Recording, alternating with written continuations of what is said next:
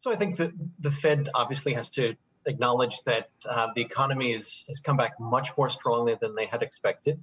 The inflation is, certainly a bit higher than they had anticipated. Obviously, they've raised up their inflation forecast for the year.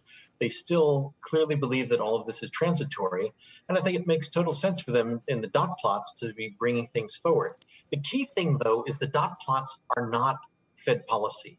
The dot plots, each one is the same size for each person on the FOMC, and that's not right.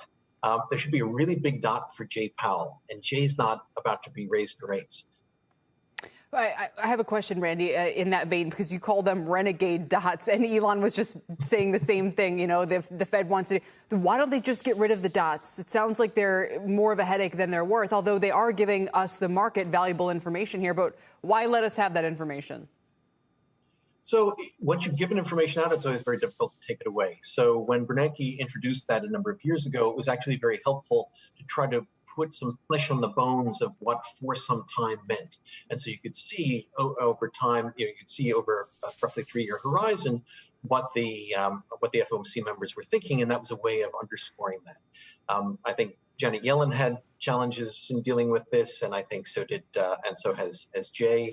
I think he'll I think very gently say, listen to me, don't focus so much on the dots. And I don't think there's really been a major change in policy, because a few more people have now said they're going to raise rates in 2023 rather than off further than that. I mean, I think in practice, the Fed is going to have to raise rates sometime by the end of 22. So, Randy, should we think about them in this way, then, that these dots aren't necessarily telling us what the Fed is going to do, but maybe they're hinting to us about what the Fed is worried it might get wrong? I mean, even if they don't add, at least we have some sense of what some people feel like maybe they're going to have to do. And if they don't do that, well, maybe investors should position themselves in a way that, well, if the Fed is wrong, here's how they're going to be wrong. I think that's a great way of putting it, because I think that's a great way of thinking about it in terms of risk management for investors. Because, of course, the Fed may well be wrong, and maybe they'll be raising rates in 12 months rather than in 18 or 24 months. But there is the possibility that this inflation will not be transitory, or at least it will potentially increase inflation expectations and potentially unanchor inflation expectations. People have not seen price increases for more than a decade. Suddenly prices are moving up a lot.